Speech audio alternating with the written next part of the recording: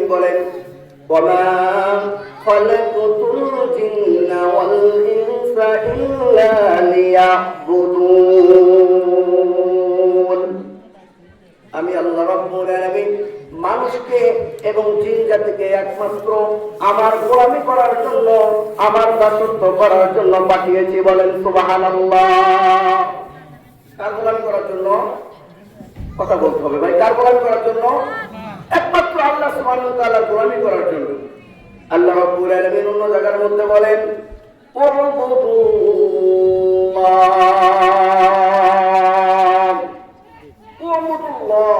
তোমরা ইবাদত করো একমাত্র আল্লাহ।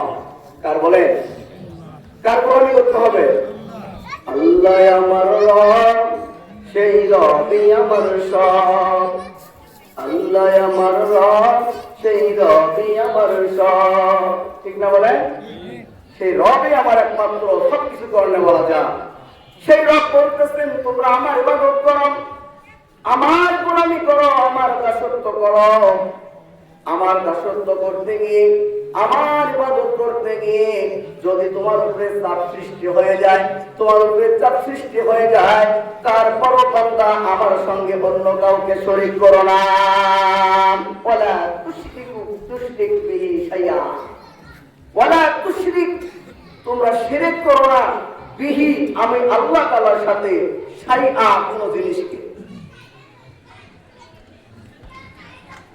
সাহাবায়ে কেরাম রাদিয়াল্লাহু তাআলা আনহুম আজমাইন, হযরত বেলাল রাদিয়াল্লাহু তাআলা আনহু, এত নির্যাতন করা হয়েছে, এত নির্যাতন করা হয়েছে, মরুভূমির মাটির মধ্যে, বালার মধ্যে তাকে রেখে সিসরায় নিয়ে যাওয়া হয়েছে। বলা হয়েছে, তুমি এগুলো ছাড়ো, আল্লাহকে মানা বাদ দাও, তোমাকে মুক্ত করে দেওয়া হবে, আত্মার উপরে অত্যাচার করা হবে না। কিসের কারণে? আল্লাহকে রব বলার কারণে শাস্তি চলে আসবে।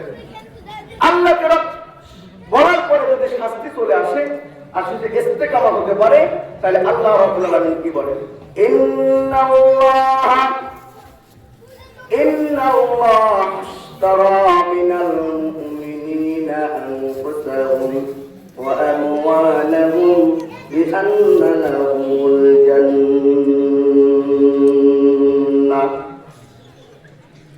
যদি কোনো ব্যক্তি ঈমান আনার পরে, ঈমানকে আনার পরে যদি তার উপরে কোনো চাপ সৃষ্টি হয়ে যায়, তারপরেও যদি ওই ব্যক্তিটা ঈমানকে মজবুত করে রাখে, আল্লাহ রাব্বুল আলামিন বলেন, ওই ব্যক্তিটা হলো মুমিন।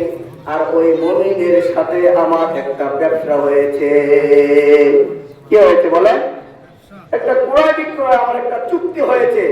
যদি মুমিন যদি আমার ইবাদত করতে গিয়ে, যদি মুমিন আমার ইবাদত করতে গিয়ে যদি পিছপা হয়, কোন আঘাতপ্রাপ্ত হয়, হওয়ার পরে যদি ওই মুমিন যদি ইস্তেকামত থাকে, মজবুত থাকে, থেকে যদি আমার ইবাদত করতে পারে, আল্লাহ রাব্বুল আলামিন তার সাথে বলেন, আমি তার সাথে একটা চুক্তি করেছি, একটা ব্যবসা করেছি।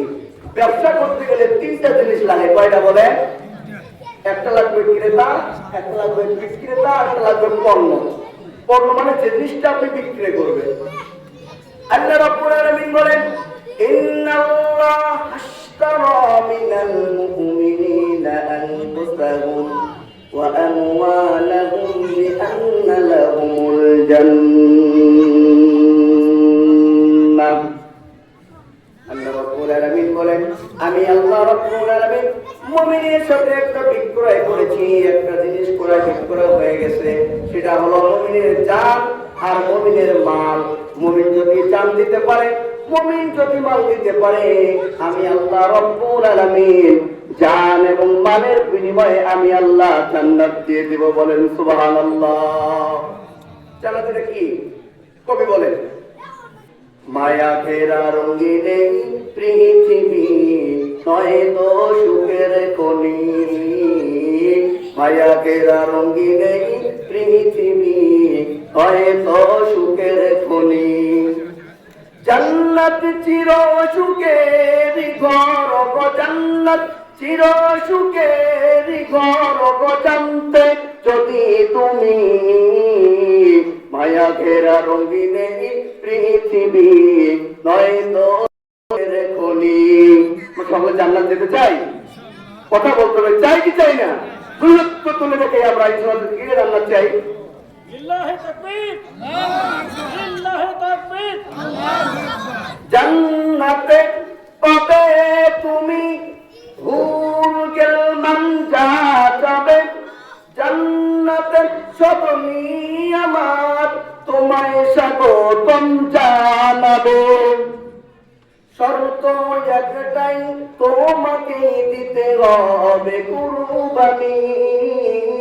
শর্ত একটাই, তোমাকে দিতে হবে কুরবানি। করতে পারো তুমি যদি, করতে পারো তুমি যদি সেই আল্লাহর গোলামি। মায়া ঘেরা রঙিনে পৃথিবী নয় তো সুখের খনি। মায়া ঘেরা রঙিনে পৃথিবী নয় তো সুখের খনি। লিল্লাহি তাকবীর।